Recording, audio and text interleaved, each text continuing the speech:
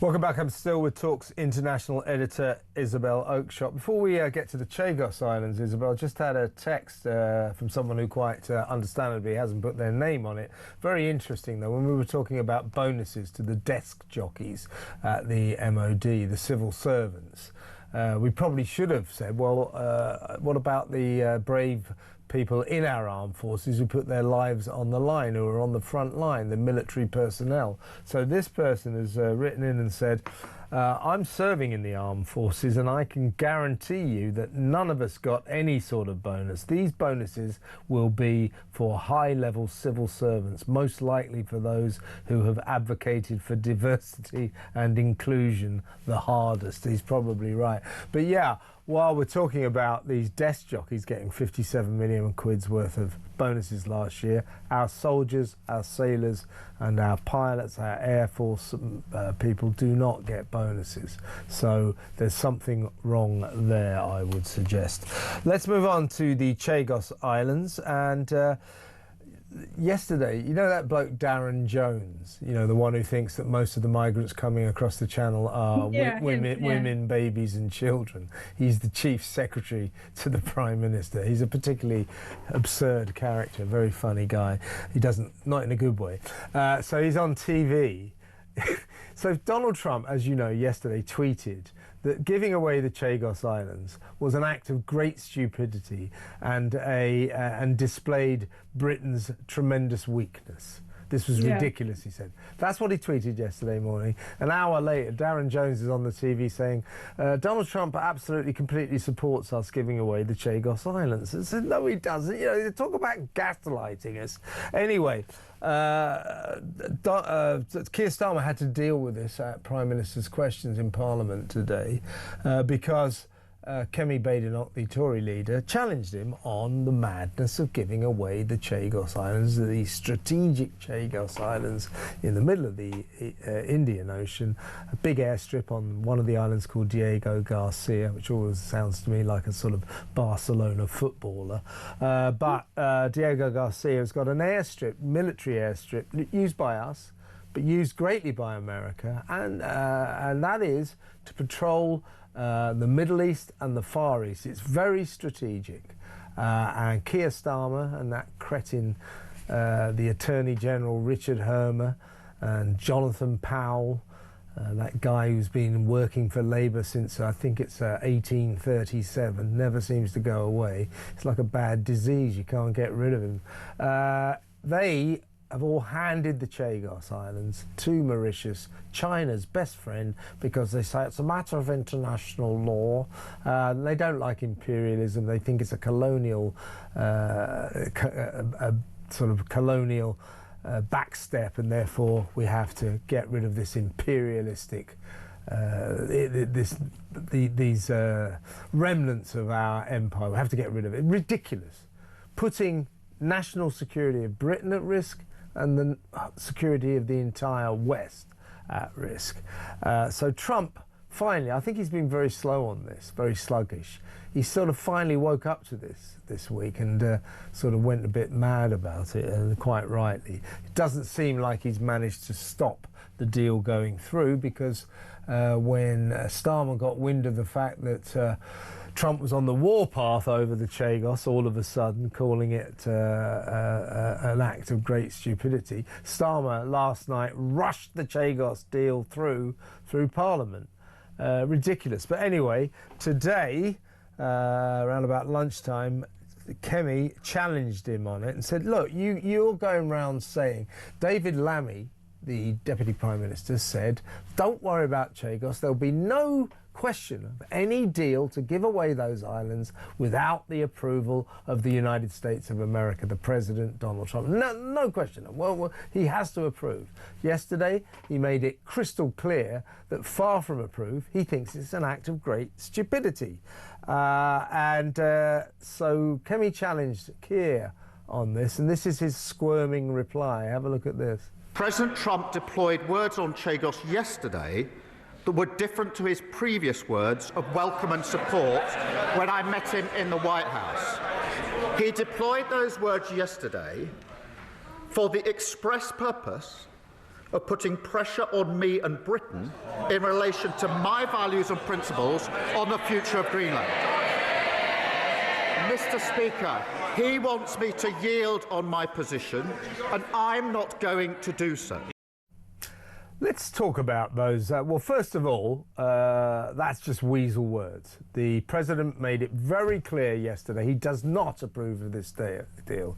He thinks it's incredibly stupid, which, by the way, it is. It's an act of utter madness, and as President Trump said, an act of weakness too. But he's talking about my values and my principles. And let's talk about that. And what is it? You cannot have Greenland. You cannot have Greenland. This is a question of sovereignty. That is an issue for the Greenlanders themselves. It is for them to decide on their sovereignty. You can't have it. Sovereignty and the people, that is democracy. And what about the sovereignty of the Chagos Islanders, the Chagosians as they are known? Oh, I don't care about that. Give it to Mauritius. In other words, he thinks that the sovereignty in Greenland is precious, central to his values and principles. Sovereignty in the Chagos Islands, he couldn't give a damn about. He's giving them to China's best friend, Mauritius. The guy has got no consistency, no ability to advance a cogent argument, has he? I mean, that was just it's such a weak answer. It was almost comical, wasn't it? The words he deployed. The words he deployed. What is he talking about? Why can't he just talk like a normal person? Because he's not a normal person. I don't want a prime minister that speaks like such a complete and utter moron. I mean, this guy. He does, doesn't he?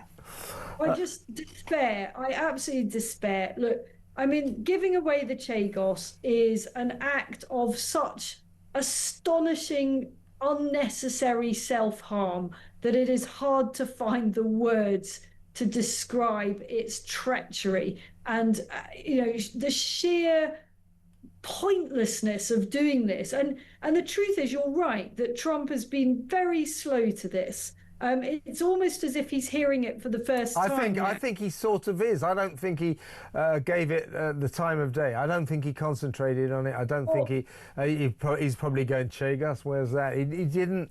And suddenly, okay. He didn't engage with it.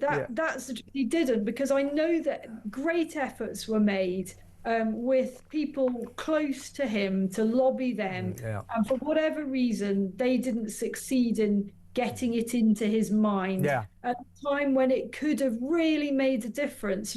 Cast back to when this was all being sort of carved up, and it was more than a year ago probably, and I remember thinking, Trump's going to come to the rescue. Surely Trump is going to veto this thing. And then he just didn't, and it was so disappointing. And now at the 11th hour, he sort of suddenly realised what's going on here, but he's only sort of partially realised, because he initially seemed to be labouring under the misapprehension that we were actually getting some money for giving away the Chagos. Quite the reverse. £30 billion. We gave Mauritius £30 billion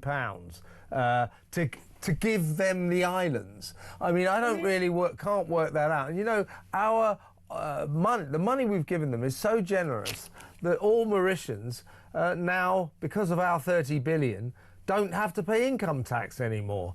It's just ridiculous. And in another of his Truth Social posts, his social media site, Trump, when he suddenly bursts into capital letters and he said, this great weakness, stupid act by Britain. They're giving away the Chagos Islands for no reason. And then in capital, whatsoever. He's right. He's right. These islands are being given away because of the dinner party circuit in North London, and they despise the remnants of the British Empire. They despise colonialism, and they see the Chagos Islands as a symbol of Britain's imperialist past, and that's why they're giving them away. And they drone on about it's been ruled in international court that Mauritius should have sovereignty over these islands, and therefore we must give them back. Rubbish. Absolute rubbish. And by the way, Mauritius has never had sovereignty over the Chagos Islands, and the Chagos Islands are 1,300 miles away from Mauritius. That's the distance from London to Marrakesh. Do you see what I mean? Handing Chagos or Diego Garcia, that airstrip, to Mauritius makes no sense at all, apart from the dissipation of the remnants of the British Empire. How pathetic is that? These guys, these pathetic little men, these human rights idiots, Starmer, Hermer, Jonathan Powell, what on earth do they think they're doing? They are just ideologues running around the globe acting like sixth form activists. It's pathetic, it's frightening. They have compromised the safety of the West with this. And they've diminished our country. Yes. I mean, that's what they're doing, diminishing our country. It's embarrassing to be labelled weak on a world stage, but that is what we look, and that is what, our leaders have been. And, we should be doing the opposite. Instead of giving away sovereign territory where we can have amazing sovereign bases for strategic defence purposes, we should actually be adding sovereign bases. I mean, there are countries in the world that would actually welcome new British defence presence in their own territory. We ought to be emulating the Chinese and trying to get a foothold in different parts of the world, because that is how the world works now. It's a very small place. And frankly, if you're just sitting there worrying about international treaties at all steps... International law. Going to be left behind, though, aren't we? You're right. That's a much better way of putting it than I did, Isabel. You're right. What they've done, these pathetic little men, these North London dinner circuit socialists, they've diminished this nation.